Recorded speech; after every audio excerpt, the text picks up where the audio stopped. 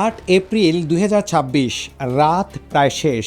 ওয়াশিংটনে Trump truth সোশ্যালে একটি বার্তা দিলেন, আমি ইরানের সাথে 2 সপ্তাহের যুদ্ধ বিরতিতে সম্মত হয়েছি, কারণ পাকিস্তানের প্রধানমন্ত্রী শেহবাজ শরীফ ও ফিল্ড মার্শাল অসীম মুনির আমাকে আজ রাতের হামলা থামাতে অনুরোধ করেছেন।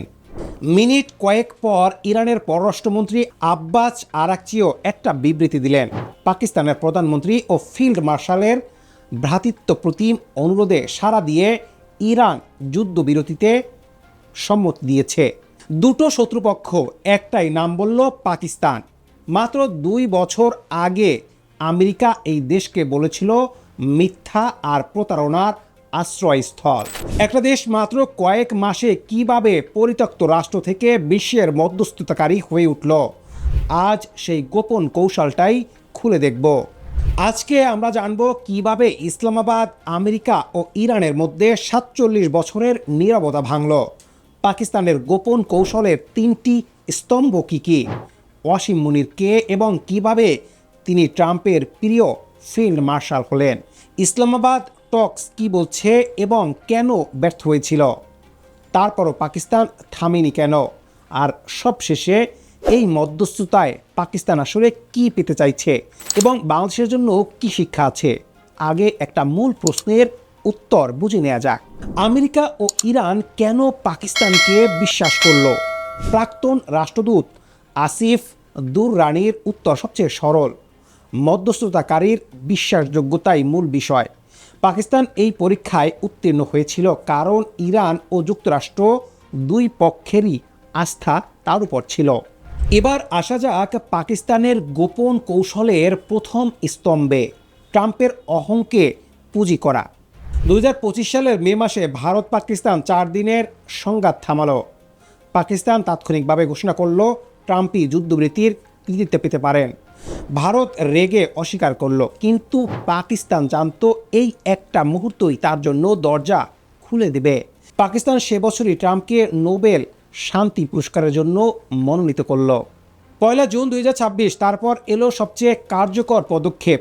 পাকিস্তান আমেরিকার কাবুল বিমানবন্দর বোমা হামলার সন্দেহভাজন হামলাকারীকে গ্রেপ্তার করে তুলে দিল। সেই হামলায় 2021 সালে 13 মার্কিন সেনা নিহত হয়েছিল।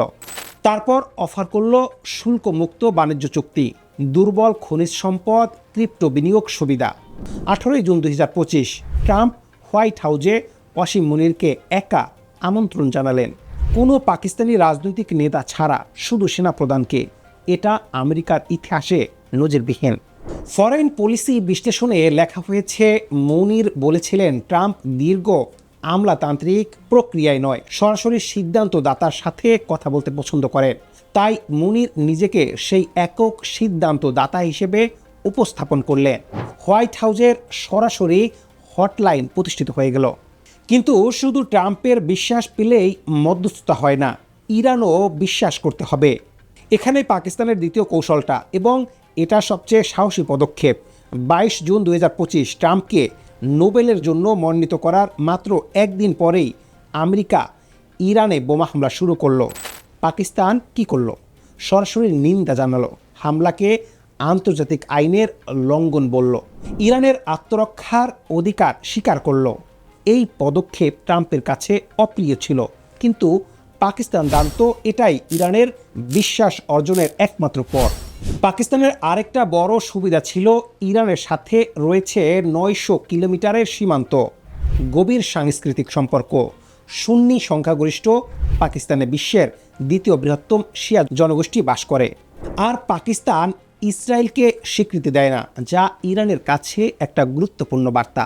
ফরেন পলিসি 1 জুন 2026 অসীম মুনির ছিলেন প্রাক্তন সামরিক গোয়েন্দা প্রধান।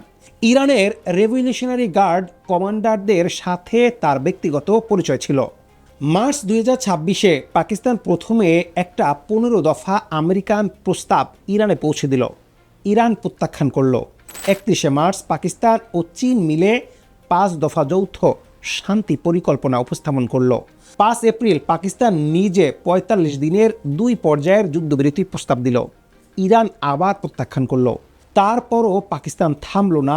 8 এপ্রিল শেহবাজ শরীফের শেষ মুহূর্তের আবেদনে ট্রাম্প রাজি হলেন, যুদ্ধবিরতি ঘোষণা হলো। 11-12 এপ্রিল 2026 ইসলামাবাদ টক্স। আমেরিকার 300 সদস্যের দল, নেতৃত্বে vice president JD Vance, Steve Witkoff, Jared Kushner. ইরানের 70 সদস্যের দল, নেতৃত্বে পার্লামেন্ট স্পিকারের গালিবাফ ও পররাষ্ট্রমন্ত্রী আরাকচি। মধ্যস্থতায় শেহবাজ শরীফ, অসীম মুনির ও পররাষ্ট্রমন্ত্রী ইসহাকদার। 1979 সালের পর প্রথমবারের মতো আমেরিকা ও ইরানের প্রতিনিধিরা সরাসরি মুখোমুখি বসলেন ইসলামাবাদে। 12 এপ্রিল 2026 21 ঘন্টার আলোচনা, 3টা রাউন্ড, কিন্তু চুক্তি হলো না। পারমাণবিক কর্মসূচি ও হরমুজ প্রণালীতে মতবদ্ধ রয়ে গেল। কিন্তু এখানেই থামলে গল্পটা অসম্পূর্ণ থাকে। সবাই পাকিস্তানকে বাহবা দিচ্ছে না। একটা পক্ষ বলছে পাকিস্তান আসলে ট্রাম্পের হয়ে ইরানকে ফাঁদে ফেলছে। পত্রিকার বিশ্লেষণে বলা হয়েছে অসীম মুনিরের হোয়াইট হাউস লাঞ্চ আসলে ছিল ট্রাম্পের কাছ থেকে পাকিস্তান ইরানের পক্ষে নামবে না এই নিশ্চয়তা নেওয়ার একটা কৌশল। আমেরিকান সিনেটর লিন্ডসি গ্রাহাম স্পষ্টভাবে বলেছেন পাকিস্তানের মধ্যস্থতা সমাজ কল্যাণ, কারণ ইসলামাবাদ আব্রাহাম অ্যাক্টে যোগ দিতে অস্বীকার করেছে এবং ইসরায়েল বিরোধী অবস্থান নিয়েছে।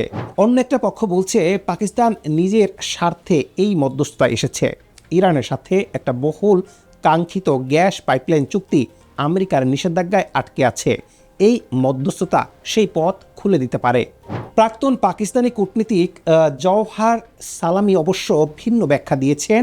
এটা কোনো পরিবর্তনের প্রশ্ন না, এটা এমন একটা কূটনীতির উদাহরণ যেখানে একজন সৎ মধ্যস্থতাকারী, যাকে দুই পক্ষই বিশ্বাস করতে পারে, একটা বিশাল আস্থার ঘাটতি পূরণ করতে পারেন। এই পুরো গল্পটা বাংলাদেশের জন্য কেন প্রাসঙ্গিক? কারণ পাকিস্তান যা করছে সেটা শুধু একটা দেশের সাফল্যের গল্প নয়, এটা ছোট ও মাঝারি দেশের জন্য একটা পাঠ্যপুস্তক।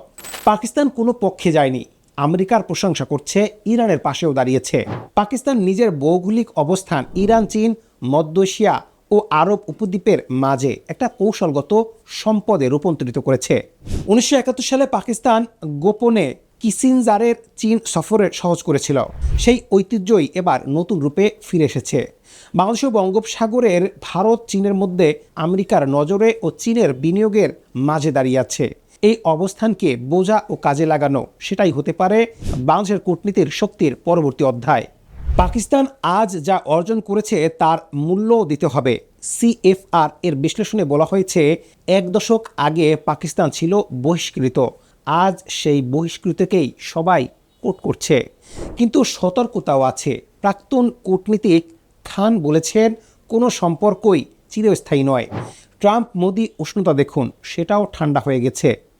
আর যদি আমেরিকা ইরান চুক্তি ভেঙে পড়ে তাহলে পাকিস্তানকেই ব্যর্থতার মুখ হতে হবে। বাংলায় একটা প্রবাদ আছে, 2 নৌকায় পা দিলে নদীতে পড়তে হয়। পাকিস্তান এখন 2 নৌকায় শুধু পা দেয়নি, সে একটা নতুন নৌকা তৈরি করেছে। প্রশ্ন হলো সেই নৌকা কতদিন ভেসে থাকতে পারবে? আর পাকিস্তান যদি সত্যি বিশ্বের মধ্যস্থতাকারী হয়ে উঠতে পারে তাহলে দক্ষিণ এশিয়ার ভারসাম্য কি বদলে যাবে? ভারতের জন্য, বাংলাদেশের জন্য, পুরো অঞ্চলের জন্য